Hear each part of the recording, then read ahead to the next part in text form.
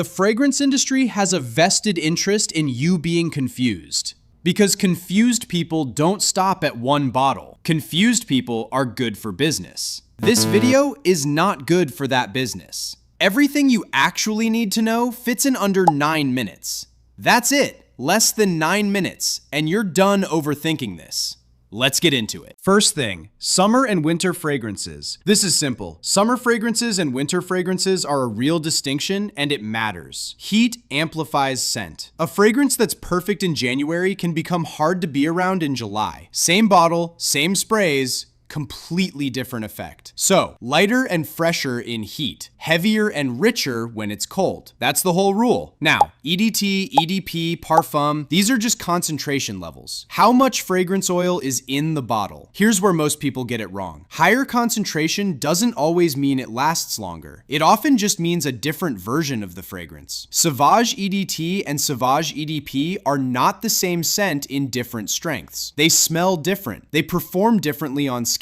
So if you bought the EDP thinking it's just the better version, you might not even like what you're actually wearing. Worth knowing before the next purchase. Now, notes. This is the part everyone overcomplicates. Top notes, middle notes, base notes. 3 layers that develop over time. Top notes are what you smell first. Sharp, bright, attention-grabbing. They're also gone in about 20 minutes. Middle notes come next. These carry the character of the scent. Base notes are what's left after a few hours. Often woody, musky, warm, heavy. They last the longest. And that dry down matters more than you think. Because if you don't like how it settles after an hour or two, that's what you're stuck with. So don't decide in the store. Spray it, leave it, do something else, come back in 20 to 30 minutes. What you smell then, that's the fragrance starting to show you what it actually is. Most people walk into a store, spray something, smell it, and decide. Done. That process is backwards. You're smelling the top notes, the part designed to grab your attention in the first few minutes and disappear before you even reach home. So you get home, smell it properly, and it feels completely different from what you thought you bought. This happens to most people at least once, usually more than once. Also, test on skin, not on those little paper strips. Paper tells you almost nothing. Fragrance interacts with your skin, your temperature, your pH, your natural oils. Something that smells average on paper can be excellent on you, and something great on paper can fall flat fast. You need skin and you need time. There isn't a shortcut here. One more thing, and this is where most people waste money. Buying a fragrance based on its notes list is like choosing a film based on the camera lenses they used. It sounds logical. It doesn't work. Notes tell you what ingredients are in it. They don't tell you what it smells like. A fragrance with sandalwood, vanilla, and amber could smell warm and comforting, or it could smell like a department store candle section. Same ingredients, completely different result. So treat notes as context, not a decision. Buy the dry down, not the opening. The store needs you to love the first 30 seconds. You're the one wearing it for the next 8 hours. And once you know what you want, building a rotation that actually works is a completely different skill. That's next.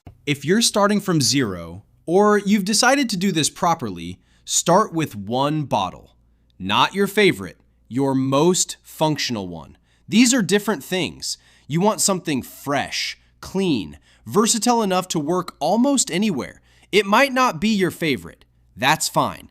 The favorite comes later. Build the foundation first. Something like Versace Dylan Blue is a good reference. Versatile, inoffensive, works year-round, and costs under $60. Not impressive, just reliable. And that matters more at this stage. Now add a second bottle, and you actually have a system. This one is for evenings, occasions, something with a bit more presence. The kind of fragrance people notice when you walk into a room. This is your night fragrance, your date fragrance. It does a different job. And once you have those two, you're covered for about 90% of situations. Here's where most people get it wrong. They buy a second fragrance that does the exact same thing as the first. 2 fresh fragrances, 2 versatile ones. A collection that looks like progress, but wears exactly the same. Different bottle, same result. Now the third bottle. This one's different. This isn't about function. This is personal. A signature scent isn't the one you wear the most. It's the one that feels like you, the one people recognize. Finding it takes time, but when you find it, you'll know. It won't feel like wearing something. It'll feel like it fits. You can't rush that. But you can make space for it by not filling your shelf with 6 bottles that all do the same job. Because that's the real problem most collections have. Everything smells similar. 3 fresh fragrances, 2 woody ones, a collection that looks varied, but when you actually put them on, they're all doing the same job with slightly different packaging. The collection as a whole has no gaps covered and several things duplicated. 3 fragrances that each do something different will serve you better than 10 that are same. And if you want actual recommendations for each category, daily, date, office, summer, winter, budget, clones, I put all of that in a free guide in the description. Use it. It'll save you a lot of bad purchases. And before any of that really matters, there's one part most guides avoid. The part nobody really wants to say out loud. Clones are good. Some of them are very good, and pretending otherwise is mostly just snobbery. A clone is just a fragrance made to smell very close to something popular, using similar materials without the expensive packaging, branding, and marketing behind it. And the part people don't like admitting is this: the scent doesn't know what bottle it's in. Now, the price gap. A $200 designer fragrance might have $10 to $30 worth of actual liquid inside it. The rest is just presentation, branding, and margin. None of that is on your skin. That's not a cynical take. That's just how this industry works. And sometimes the full package is worth paying for, but it helps to know what you're actually paying for. So when do clones actually make sense? 3 situations. 1, you want to explore a scent profile without committing to the expensive version. 2, you want something you can wear daily without thinking about how much you're using. 3, you're building a rotation on a real budget and you want coverage without gaps. And then, when should you buy the original? When you know the fragrance well enough that the difference matters to you. Some originals have a depth or complexity that clones get 85% of the way to. That 15% gap is real, and if you know it's there, it'll bother you.